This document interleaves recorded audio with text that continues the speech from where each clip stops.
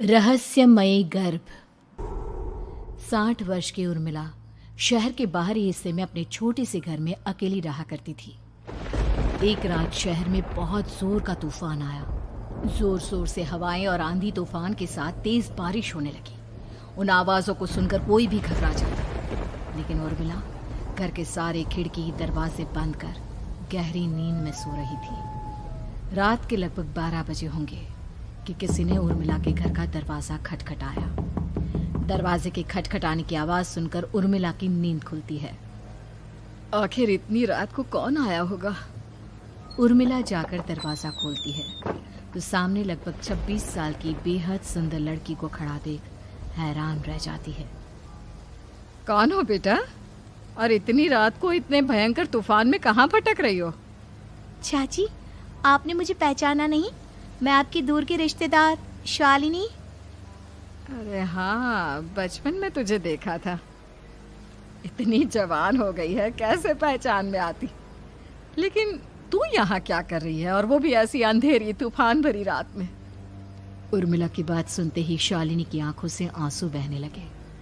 वो फूट फूट कर रोने लगी। ये देखकर उर्मिला को कुछ समझ में नहीं आया और उसने शालिनी का हाथ पकड़कर घर के अंदर आने के लिए कहा। जैसे ही शालिनी घर के अंदर रोशनी में आई, उर्मिला की नज़र उसके पेट की तरफ गई, जिसे देखकर ये साफ पता चल रहा था कि वो प्रेग्नेंट है।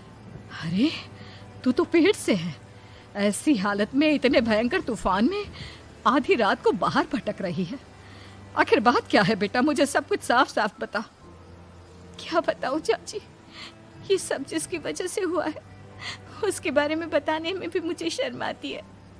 मैंने घर वालों की मर्जी के खिलाफ जाकर एक लड़के से शादी कर ली थी, पर वो शादी के 1 महीने बाद ही मुझे छोड़कर चला गया। छोड़कर चला गया का क्या मतलब? क्या उसके साथ कोई हादसा हो गया?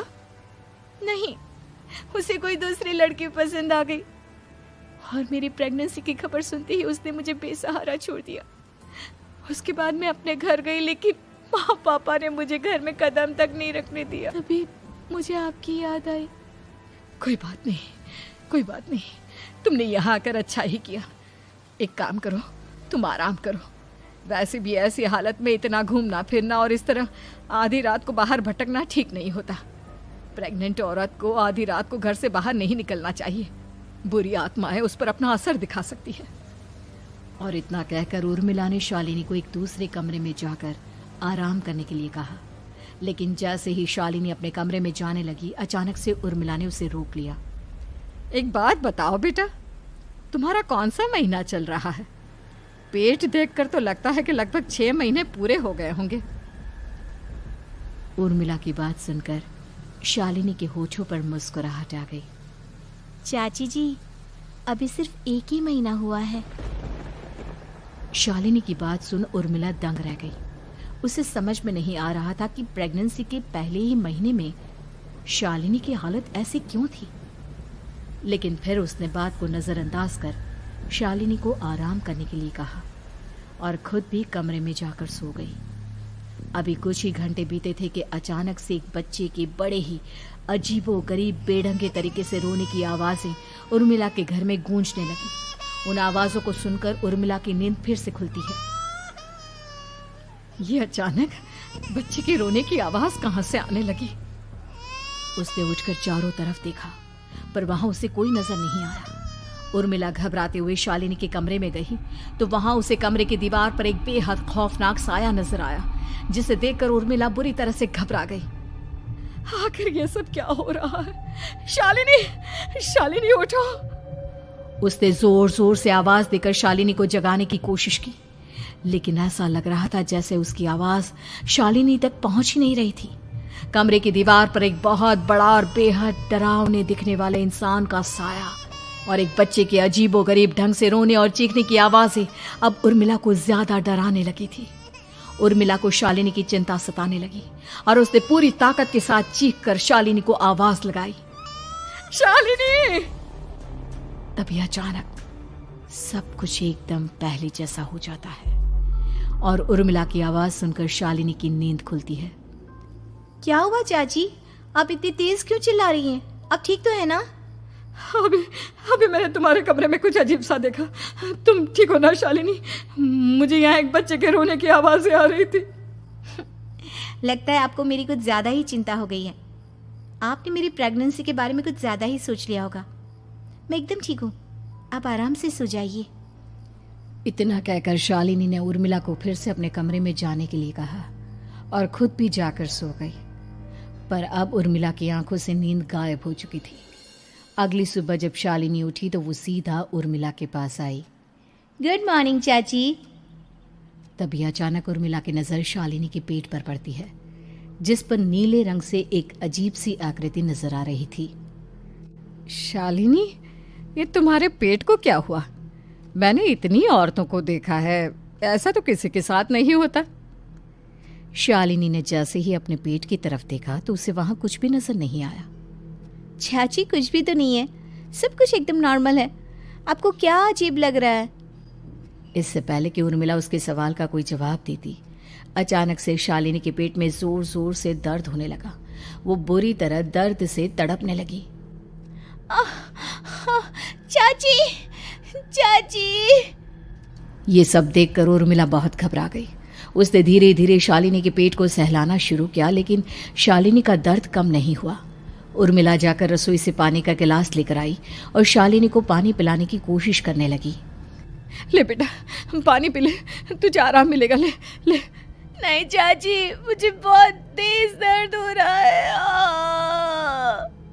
अरे थोड़ा पी ले बेटा। जैसे ही उर्मिला ने शालिनी को पानी पिलाया, उसने देखा कि गिलास में बचा पानी का रंग नीला पड़ गया और शालिनी की आंखें अजीब हो गई। उसके पेट पर बच्चे का एक डरावना चेहरा नजर आने लगा। ये सब देखकर उर्मिला की डर से हालत खराब होने लगी, पर तभी शालिनी का दर्द ठीक हो गया। बेटी, अभी तुम्हारा दर्द ठीक है तो ऐसा करो, तुम थोड़ी देर आराम कर लो।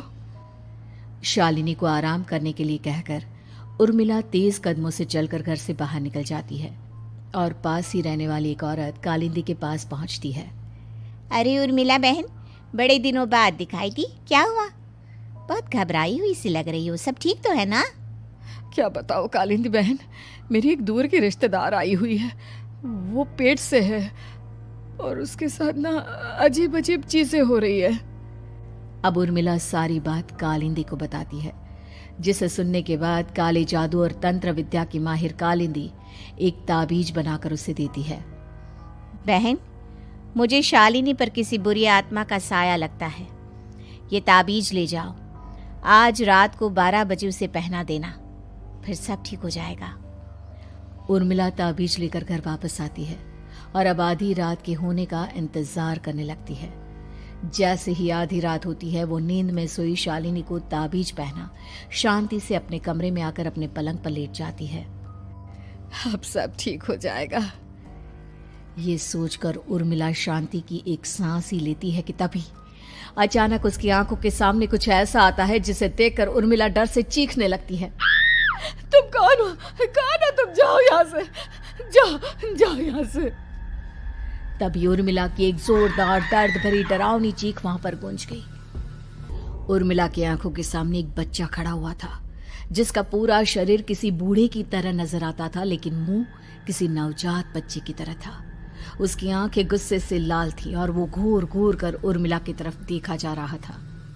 कौन हो तुम? कौन हो?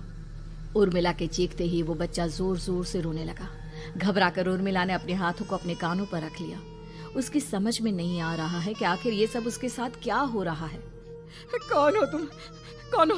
क्या चाहते हो मुझसे? जाओ जाओ यहाँ से, आखिर तुम हो कौन? तभी अचानक से उर्मिला के पूरे घर में लाल रंग की रोशनी फैल गई। वो बच्चा धीरे धीरे कदमों से चलता हुआ उर्मिला की तरफ बढ़ने लगा। किसी नवजात पैदा हुए बच्चे के जैसे उसके रोने की आवाज अब उर्मिला के कानों में गूंज रही थी। लेकिन कुछ ही सेकंड में वो चुप हो गया और उसने बेहद खतरनाक आवाज में उर्मिला के सवाल का जवाब दिया। मैं वो हूँ जो अब तक पैदा नहीं हुआ, लेकिन जब मैं पैदा हो जाऊंगा तो वो होगा जो अब तक कभी नहीं हुआ। ये क्या कहना चाहते हो तुम? ऐसा क्या हुआ जो अब तक नहीं हुआ? तबाही होगी, तबाही। सब कुछ खत्म हो जाएगा और ये जो लड़की मुझे जन्म देने वाली है, मैं उसका खून पी जाऊंगा, सारा खून। उस बच्चे की बात सुनते ही उर्मिला बुरी तरह घबरा गई। उसका एक बुजुर्ग आदमी जैसा शरीर, एक नवजात बच्चे जैसा चेहरा, ये दोनों ही बातें उर्मिला की समझ से बाहर थी। तभी वो बच्चा अचानक गायब हो गया। घर का माहौल फिर से पहले जैसा हो गया। लाल रंग की रोशनी भी अब गायब हो चुकी थी। उर्मिला दौड़कर शालिनी के कमरे में पहुंची, जहां वो गहरी नींद में सोई हुई थी, पर उसके गले का ताबीज गायब हो चुका था। उठो उठो शालिनी, उठो बेटा, मुझे तुमसे जरूरी बात करनी है। अरे चाची क्या हुआ? इतनी रात को आप परेशान क्यों कर रही हैं? सब ठीक है ना? अभी जब तुम सो रही थी ना, तो मैंने तुम्हारे गले में एक ताबीज पहनाया था। कहाँ गया बेटा, बताओ मुझे। शालिनी ने चारों तरफ अपनी नजरें घुमाकर देखा, लेकिन वहां पर कोई ताबीज नहीं था। वह हैरानी से उर्मिला के चेहरे की तरफ देखने लगी। उसे समझ में नहीं आ रहा था कि आखिर उर्मिला किस ताबीज के बारे में बात कर रही थी। नहीं चाची, यहाँ कोई ताबीज नहीं है। लगता है आपने कोई बुरा सपना देखा है। मैंने कोई बुरा सपना नहीं देखा। खैर छोड़ो, तुम अब सो जाओ, फिर सुबह बात करते हैं। डर और घबराहट की वजह से उर्मिला की आंखों से नींद तो जैसे बिल्कुल गायब हो गई थी। अगली सुबह उर्मिला बिना कोई देर किए गांव के बाहर एक छोटी सी झोपड़ी में रहने वाले बूढ़े पंडित के पास पहुंची। पंडित जी, मेरी मदद कीजिए। अरे आओ आओ उर्मिला, क्या हुआ? सब ठीक तो है ना? क्या बताओ पंडित जी, बहुत बड़ी मुसीबत है। मेरी दूर की एक रिश्तेदार लड़की पेट से है और उसके साथ बहुत डरावनी चीजें हो रही है। कल रात को तो एक अजीब सा दिखने वाला बच्चा मेरी आंखों के सामने आकर खड़ा हो गया था। ये तुम क्या कह रही हो? मुझे साफ साफ बताओ कि आखिर तुमने क्या देखा? उर्मिला ने अपने साथ हुई बीती रात की पूरी घटना पंडित जी को बताई, जिसे सुन पंडित जी के माथे पर चिंता की लकीरें उभर आई। अनर्थ होने वाला है, अनर्थ। बरसों पहले भी उस हैवान ने एक लड़की के पेट से जन्म लिया था और उसके बाद उस शहर को पूरी तरह से तबाह कर दिया। कैसी विपदा पंडित जी, कैसी बात कर रहे हैं आप? बताइए मुझे, और इसका उपाय क्या है? इसका उपाय तो है, लेकिन बहुत कठिन है। हो सकता है कि उस उपाय को करने के दौरान तुम्हारी जान भी चली जाए। मुझे मेरी जान की कोई परवाह नहीं, पर आप जिस तबाही के बारे में बात कर रहे हैं, बस वो नहीं होनी चाहिए। लाखों लोगों की जान बचाने के लिए मैं कुछ भी करूंगी। तो ठीक है, मेरी बात ध्यान से सुनो।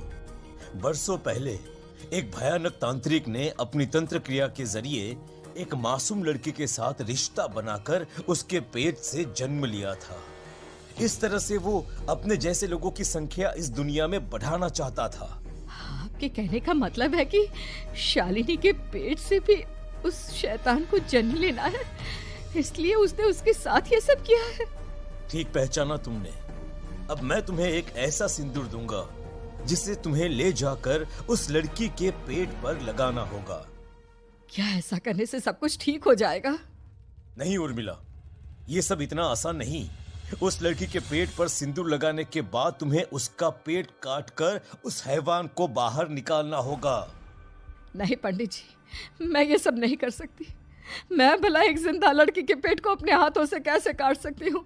अगर तुमने ऐसा नहीं किया तो कुछ ही दिनों में वो हैवान उस लड़की के शरीर से जन्म लेगा और उसके शरीर के सारे खून को पीकर अपनी ताकत को बढ़ाएगा।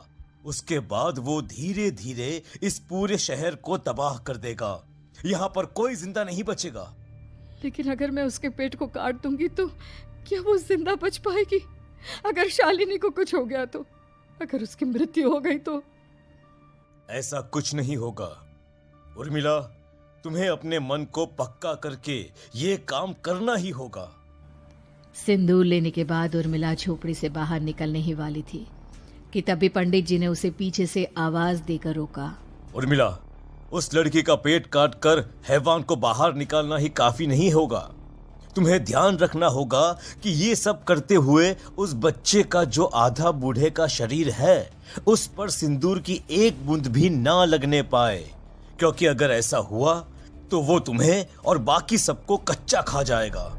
पंडित जी की बात सुन उर्मिला की आंखें फटी रह गई और उसके शरीर में डर की लहर दौड़ गई। फिर भी उसने हिम्मत की। ठीक है पंडित जी, मैं पूरी कोशिश करूंगी कि मैं उस हैवान को वहीं के वहीं खत्म कर पाऊं। इसके बाद उर्मिला तेज कदमों के साथ घर वापस आती है। दिन बीतता है, रात का अंधेरा छाने लगता है। शालिनी खाना खाकर सोने चली जाती है और उर्मिला लगातार उसके गहरी नींद में सो जाने का इंतजार करने लगती है। जिसके बाद उर्मिला दबे कदमों से शालिनी के कमरे में पहुंच गई। मुझे ये करना ही होगा। अब उर्मिला ने धीरे धीरे शालिनी के पेट पर पंडित जी का दिया सिंदूर लगाना शुरू किया। उर्मिला के हाथ बुरी तरह से कांप रहे थे। उसके एक हाथ में चाकू था जिससे वो पेट काटने वाली थी। उर्मिला ने एक नज़र शालिनी के चेहरे की तरफ देखा और फिर डरते हुए उसके पेट पर चाकू चलाना शुरू किया। कमाल है, मैं इसका पेट काट रही हूँ और ये आराम से सो रही है। इसे दर्द नहीं हो रहा क्या? तभी अचानक उर्मिला के कानों में बच्चे की रोने की आवाज़ सुनाई देने लगी। उसने घबराकर चारों तरफ देखा पर वहां पर कोई नहीं था। बस रोने की आवाज़ लगातार आ रही थी। उर्मिला बिना रुके लगातार शालिनी के पेट को काटती रही। उसे इस बात का भी ध्यान रखना था कि सिंदूर बच्चे के बूढ़े आदमी वाली शरीर के हिस्से पर ना लगे। कुछ ही देर में वो हैवानी बच्चा उर्मिला के हाथों में था। उसने बड़ी ही सावधानी से उस बच्चे को बाहर निकाला और पंडित जी के कहे अनुसार उसे घर से दूर जलाने के लिए ले गई। पर तभी उसके सामने वही बूढ़े शरीर और बच्चे के चेहरे वाला बच्चा आ गया। अपनी गोद में और सामने भी बच्चे को देखकर उर्मिला हैरान रह गई। मुझे मारोगी? मुझे इतनी हिम्मत कैसे आ गई तुम्हारी? तुम पैदा नहीं हुए हो और मुझे पता है जब तक तुम्हारा जन्म नहीं हो जाता तो मुझे कुछ नहीं कर सकते। इतना बोलते ही उर्मिला तुरंत उस बच्चे को घास के ढेर पर फेंक कर उसमें आग लगा देती है। जिसके तुरंत बाद वो बूढ़े आदमी के शरीर और बच्चे के चेहरे वाला अजीब तांत्रिक का भूत भी वहां से गायब हो जाता है। कुछ देर बाद उर्मिला घर पहुंचती है तो वो ये देखकर हैरान रह जाती है कि शालिनी का पेट अपने आप जुड़ चुका था। शुक्र है भगवान का और उन पंडित जी का, अब सब ठीक हो जाएगा। सुबह शालिनी सोकर उठती है तो अपना पेट देख बुरी तरह घबरा जाती है। चाची, चाची ये सब क्या हो गया? मेरा पेट अचानक कम कैसे हो गया? मेरा बच्चा कहाँ गया चाची? बेटी, वो बच्चा नहीं, एक खतरनाक तांत्रिक था जो तुम्हारे कोख से जन्म लेकर सबको मार देना चाहता था। वो पैदा होते ही तुम्हारी जान भी ले लेता, इसलिए मैंने पंडित जी के बताए उपाय से उसका खात्मा कर दिया है। अब सब ठीक है। शालिनी को उर्मिला की बात समझ में नहीं आती। जिसके बाद शालिनी को पूरी बात उर्मिला आराम से समझाती है। अब वो दोनों ही भगवान का शुक्र अदा करती हैं और एक साथ रहने लगती हैं।